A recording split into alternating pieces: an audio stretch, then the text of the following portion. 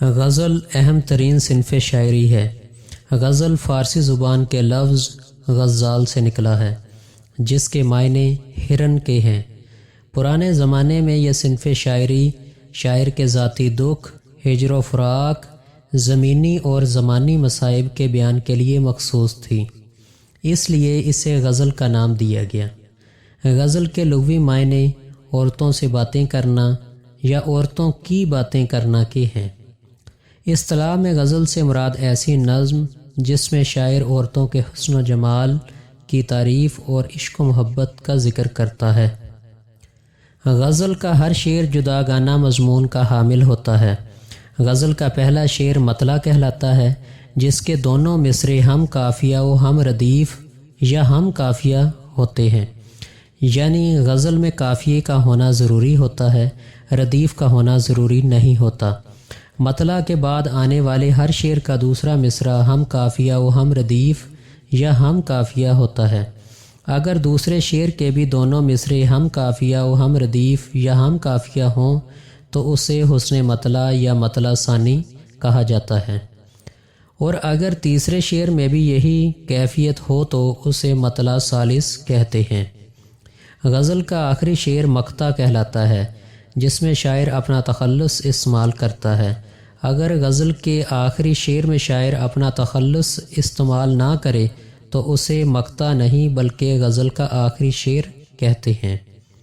غزل میں اشعار کی تعداد کم از کم 5 ہونی چاہیے اور زیادہ سے زیادہ 11 ہونی چاہیے، اور ان اشعار کی تعداد طاق اعداد میں ہونی چاہیے، یعنی 5، 7، 9، 11۔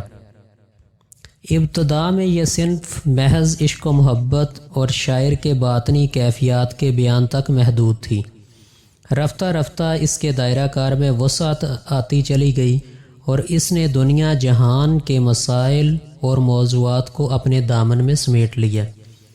بقول فیض احمد فیض، اور بھی دکھ ہیں زمانے میں محبت کے سوا، راحتیں اور بھی ہیں وصل کی راحت کے سوا۔ دیگر اصناف سے ہٹ کے غزل کا ایک خاص مزاج اور ماحول ہوتا ہے۔ اس کا ہر شعر جداگانہ مضمون اور اپنی جگہ مکمل ہوتا ہے۔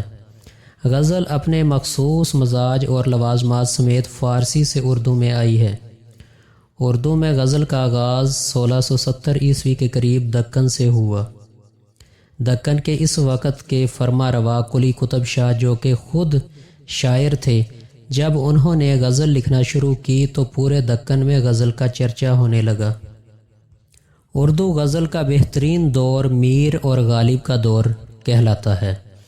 اس دور میں اور بھی بہت ممتاز غزل گو پیدا ہوئے، جن میں امام بخش ناسخ، خواجہ حیدر علی آتش، مرزا رفیع سودا، ابراہیم ذوق، مومن خان مومن، شیفتہ، داغ دہلوی، مولانا الطاف حسین حالی، علامہ اقبال، حسرت موہانی، جگر مراد آبادی اور فیض احمد فیض، ناصر کاظمی کے نام شامل ہیں۔